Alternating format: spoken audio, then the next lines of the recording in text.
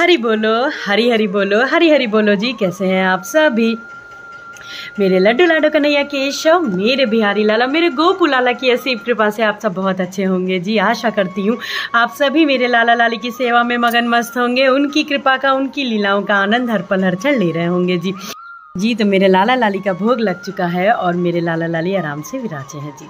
आप सभी का एक बार फिर से तहे दिल से स्वागत है मेरे लाला लाली के चैनल में, आप सभी के चैनल में लड्डू गोपाल लाडली डायरीज में जी। तो आज मैं आपके साथ में शेयर करूंगी कि रोज की जो पूजन आपको करना है, किन बातों का ध्यान रखना है, किन बहुत अहम जरूरी वस्तुओं का, सामग्री का आपके पास होना अति आवश्यक है, जिससे उतनी ही आप सामग्री में भी अपनी जो पूजन है उसको पूर्ण कर सकेंगे। तो चलिए शुरू करते हैं व्लॉग को।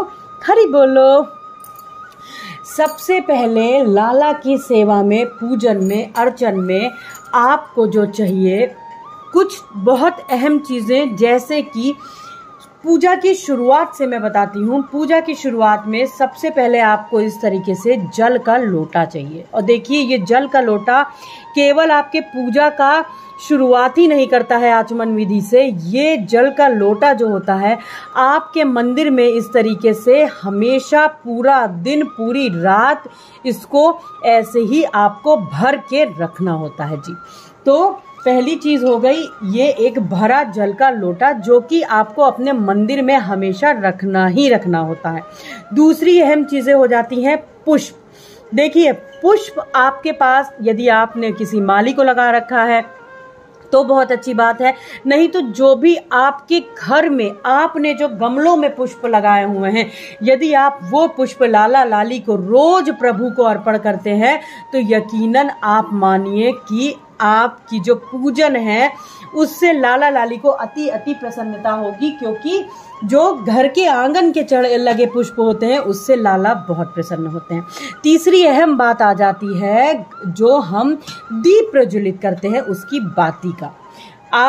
फिर आपको दीप प्रज्वलित करना है। दीप प्रज्वलित करने के बाद में 3 बार आचमनी अवश्य करें। धूप बत्ती भी आप जब जलाएं तो भी आचमनी अवश्य जरूरी होती है। दीप प्रज्वलित के बाद में आपको जो ध्यान रखना है, अखंड ज्योत अगर आप जलाते हो, सुबह से रात तक का जो जलता रहता है, अगर अखंड ज्योत भी आपने लगाया है और शाम तक ये जो अखंड ज्योत है, जो बाती है, आप देखते हैं जो दीपक है शांत हो जाता है, तो कभी भी आपको बाती को यूं ही उठा के नहीं आपको फिर से प्रज्वलित करना होता है।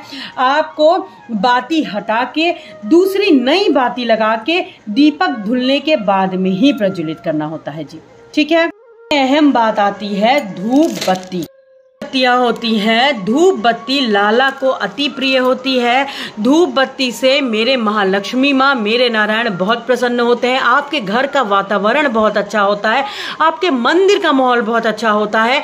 जो भी नेगेटिविटी होती है वो आप समझ लीजिए धूप बत्ती जलाने से बिल्कुल चली जाती है। तो सबसे पहले आचमन हो गया, फिर दीप, फिर धूप बत्ती, फिर बहुत अहम बात आती है इस घंटी की। घंटी का जो आप खुद स्वयं ही जानते हैं कि लाला लाली की सेवा में घंटी कितनी महत्वपूर्ण होती है, कितनी ही महत्वपूर्ण है। और जब भी पूजन करें, दीप प्रज्वलित करने के बाद में पूरे घर में आपको घंटी बजानी चाहिए, पूरे घर में, कि कहीं पे भी कोई भी नेगेटिविटी ना रहे। फिर बात आती है घंटी के बाद में, देखिए सिंदूर की। ये है सिंदूरा। इस तरीके से आपको सिंदूरा अवश्य रखना होता है। ये गौरी माता को इस तरीके से, देखिए ये मेरी गौरी जी हैं और इधर गौरा गणेश जी हैं, इनको सिंदूर चढ़ता है। शेर वाली माता को चढ़ता है, मेरी महालक्ष्मी मैया को चढ़ता है, मेरी राधा रानी, मेरी किशोरी को चढ़ता है।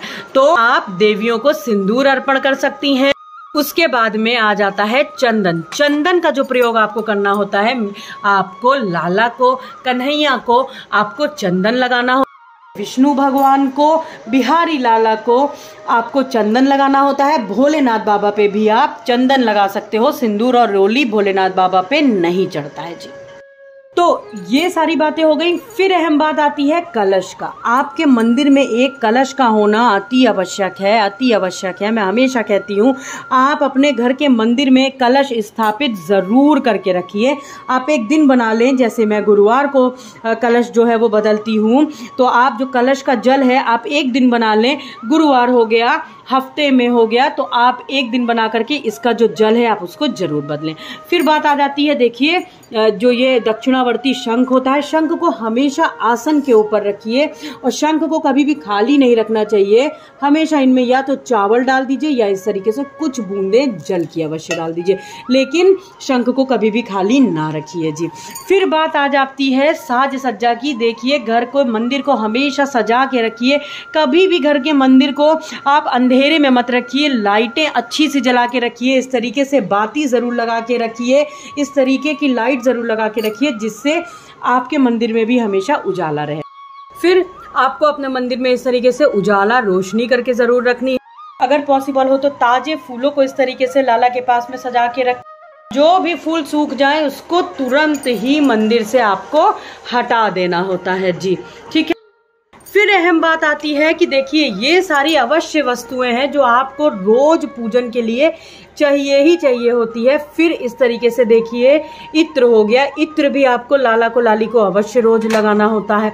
इस तरीके से आप यदि पूजन रोज की करोगे, चंदन हो गया, इत्र हो गया, सारी चीजें देखिए जैसे ये रखी हुई है मेरी, क्योंकि रोज ही इत्र का जो आजकल जो श्रृंगार है लाला का, वो चंदन का श्रृंगार चलता है और मैं हमेशा एक ही जगह पे इस तरीके से करके रखती हूँ मेरे लाला की रोज की पूजन की चीजें।